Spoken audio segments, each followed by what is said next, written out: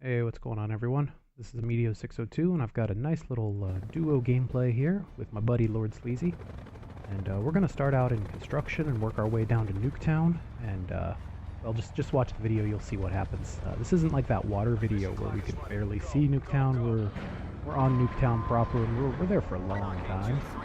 We are just destroying everyone that gets in our path. So when I land construction, I don't like to land up at the top. I mean, I do because it's fun, but there's a good chance you get up there, and if you don't get the first gun, your game is over. You are back to the lobby. So I actually like to go in the bottom of the parking garage here, and sometimes there's a big crate. Most of you probably already know this. Sometimes there's a big crate that can spawn in that parking garage, like kind of off to the left side of that ground floor. And from there, I like to work my way out back to the backyard. Two little green buildings there, a couple tubes. You can get crates there, crate inside the big window in the back. So get a gun, get out of there, jump back down. You can see I just transitioned, got some loot. My buddy's got in a fight here, and he's found another group of two, and he's screaming, "Yo, can you help me? Can you help me?" No, he wouldn't do that, but you can see he needs the help, whether he's going to ask for it or not. And he almost had that second guy. I only did, what, a couple damage there? About 2 bullets with a Spitfire. So, revive my buddy. We're going to loot these guys up and hop on an ATV and get out of here in a minute. I give him a grapple gun. I kind of wish he had taken it, but he didn't. Anyways, we're driving off to Nuketown here. You can see we got a sensor dart. Ooh, look at this noob. Look at that noob jump off the ATV and take damage. Poor guy. GG Sanaus. I'm not sure if that's how you say that, but yeah, you were just in the wrong place at the wrong time, buddy. I really like shooting the sensor dart onto a vehicle. It should kind of route out campers, make sure that nobody's going to get behind you. And as you'll probably see later on in this gameplay, you got to worry about people getting behind you. So we're on Nuketown now. We're kind of off at that big rock all the way in the back, kind of southeast corner of the island. Yeah, you should be able to figure out where we are now. And it seems like there are always groups back here. They're always getting picked off. But look at that. My buddy just took out 2 dudes coming up behind us. Can't let anyone sneak up behind you in this game. That's the way to die. And we were hearing people all around, and it's kind of crazy up here for a while. Because what happens is we've got a RAV coming over here, coming up the hill. Look at that. Look at this dude. Just sitting in the RAV. Here, hold that, will you? Okay. Yeah, gotta pick this dude up again, but oh, what is this? I don't know where this guy is. Level 3 armor. If he had just repaired that, man, he probably would have had me right there. He should have had me anyway. But as it stands, we get through those guys. Anyway, my topic for today is Destiny. Wow. Destiny, you are free from Activision, and I gotta say, there must be something special about you, because that's excellent news. You no longer have to make Activision super happy about everything you do. And I know that there's a lot of back and forth in the community. You know, Bungie does this, Activision does that. It's people like to paint Activision as this big, evil, greedy corporation, and in a lot of ways they are. But they're a big corporation. They're supposed to, make it so that their stockholders are happy and they're making profits. So you can't really blame Activision for a lot of what they do. Some of what they do is just, it's a little over the edge. Like if you remember back in good old Black Ops 3, and all the new weapons were behind the supply drop, pay to win. Pay to maybe win. Paywall. That was horrible. They've come a long way since there. If you played, I played Infinite Warfare. It wasn't that bad of a game for anyone that's gonna, dig on me for liking Infinite Warfare. But Infinite Warfare had a little bit of that, but eventually they would bring the weapons over, and you could spend your salvage, on the weapons. That was a much improved system over Black Ops 3. I guess before Black Ops 3 there was the Advanced Warfare, and we're not even going to talk about that. That was by far my least favorite Call of Duty game of all time, was Advanced Warfare, and it just never played right for me. Multiplayer was, when the game came out, reloading was broken. Like, I would reload and it would drop all the ammo in my magazine, and I didn't even have bullets to shoot people. That's how... Ooh, look at this dude. And just, ooh, he's got a buddy. They've got a supply drop. Only got 9 guys left to kill. At this point, we've got ourselves a pretty good position. We've got pretty good weapons for short and long range.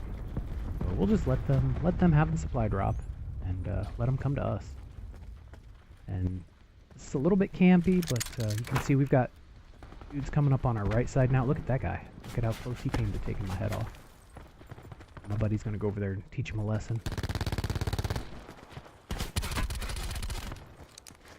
Oh, hit marker with that stun grenade? Come on. Ooh.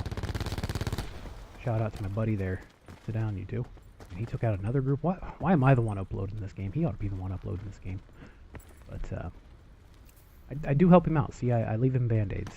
I leave him plenty of meds. Here, take some more. Take some more. You need them. Anyway, so congratulations, Destiny 2. I'd like to see Call of Duty one day break free of Activision, because I really feel like Treyarch and Infinity Ward and maybe even Sledgehammer, they could do great things if they were in charge of their own destiny, so to speak. And I don't know. We'll see what happens. I think this is because of the new was it a new president or CFO or maybe both that Activision recently got. And man, I hope those guys know what they're doing. I don't want them to, you know, give Destiny over to Bungie and have them ruin the game. I do enjoy playing Destiny 2. I haven't played it much recently, but you know, like when Forsaken came out, I was all over that. When the base game first came out, as you see me throw a smoke down for my buddy there, he was going to loot that bag.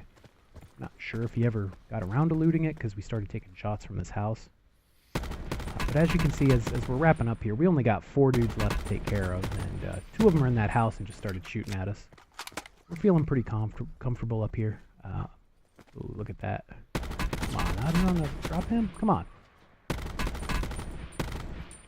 But, I mean, the circle is just really nice to us this game, and there's no one on our backs, you know, is the really nice part.